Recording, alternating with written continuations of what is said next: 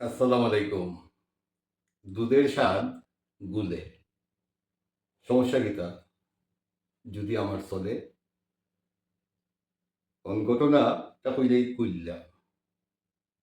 এরও আগে একটা বিষয় পরিষ্কার করি লওয়া বালা, সবটা খোলামেলা। অহন হত হইল গিয়া বহুত দিন ধরে রেকর্ডিং করি, মাইক্রোফোন নাই, এই নাই মানে এক কথায় কিচ্ছু নাই মুখ দি। মনে মনে একটা স্বপ্ন আছিল যে একটা স্টুডিও সুন্দর কইরা সাজাইতাম। যে বেজার না তৌফিক হইলে করব। তো হঠাৎ কইরা গত পরশুদিন লাগাইছি। আমরা বাথরুমের একটা কমেট, পুরান কমেট লাগাইতে আসলাম। এত কষ্ট হইরা ৳১৬,৬০০ দিয়ে একটা কমেট কিনলাম। এটা কিনার পরে ওইটিন হইল গিয়া তোমার এটার বাক্স হল। আমার বউরে আনলাম দেখিয়া যে বাক্স কিতা ওরা।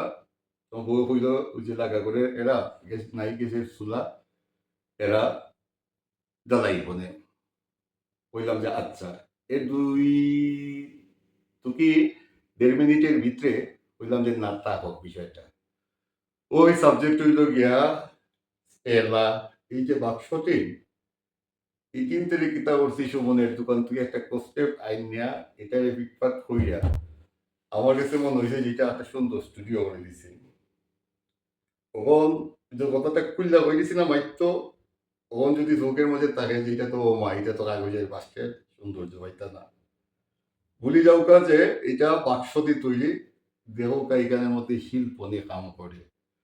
এনে হইলাম দেখতে পারেন কারণ স্বাদ নাই সাধ্য স্বাদ আছে সাধ্য নাই তার বাদেও বাস্তবিক না ভাই নিজের মতো ওইটা যদি তৃপ্তি পাই তোমার তো কোনো সমস্যা নাই যদি তাকেও তাহলে তো কিন্তু আমার কিচ্ছু করার নাই সবচেয়ে বড় প্রায়োরিটি দিতাম চাই আমার তৃপ্তি আসসালামু আলাইকুম